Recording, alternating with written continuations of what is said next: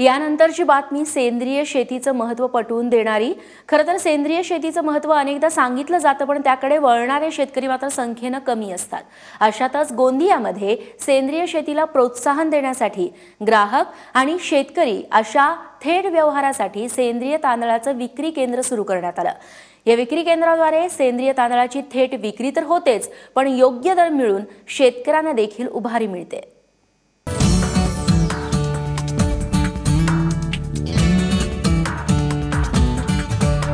धान उत्पादनासाठी ओळखल्या जाणाऱ्या गोंदिया जिल्ह्यात सेंद्रिय तांदळाच्या विक्रीचा उपक्रम सुरू करण्यात आलाय।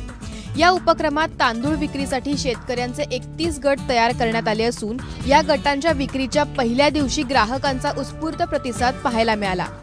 याद्वारे होणाऱ्या थेट विक्रीमुळे शेतकरीही समाधान व्यक्त करतायत।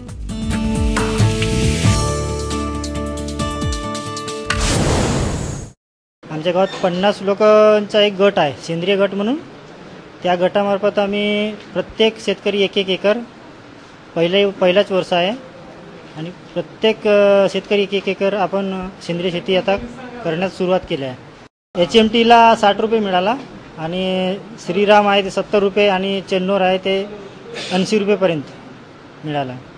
सर मी हे 3 वर्षापासून सेंद्रिय शेती करत आहो, पण 1 वर्षाच्या अगोदरपासून चांगली प्रख्यात झाली आहे माझी सेंद्रिय शेती। साहेबांकडून आदेश आलाय तर आतला ते विकायला तर विक्री झालाय सर, माझे 1.5 क्विंटल विक्री झाला आहे। तर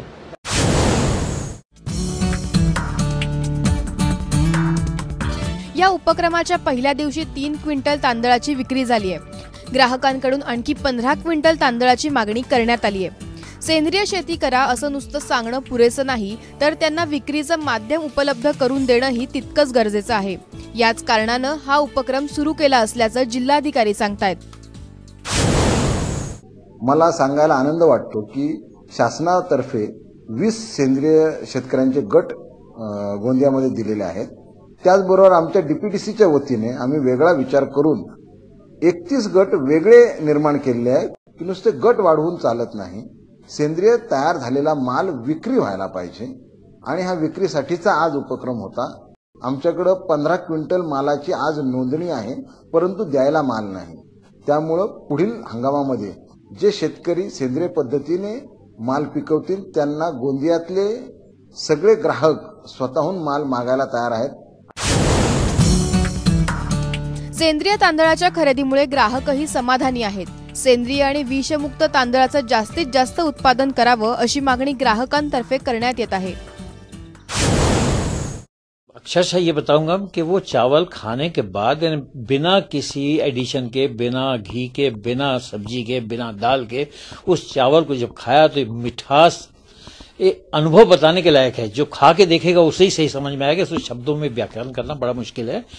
और सही में चावल का सही जो स्वाद होता है ओरिजिनल, वो खाने मिला, बहुत अच्छा लगा। सेंद्रिय तांदळाच्या उत्पादनात वाढ करण्यासाठी आत्मा विभागाकडून शेतकऱ्यांना कर्ज दिलं जातं। उत्पादन वाढवण्यासोबतच त्यांच्या विक्रीची व्यवस्था करणंही गरजेचं असतं। त्यामुळे अशी विक्री केंद्र स्थापन करण्यात आली आहेत। तांदळाची थेट विक्री होत असल्यानं त्याचा संपूर्ण नफा शेतकऱ्यांना मिळणार आहे। गोंदिया जिल्ह्यात राबवलेला हा उपक्रम इतर जिल्ह्यांसाठी उदाहरण ठरलाय। गोंदियाहून हरीश मोटघरेसह ब्युरो रिपोर्ट, ABP माझा।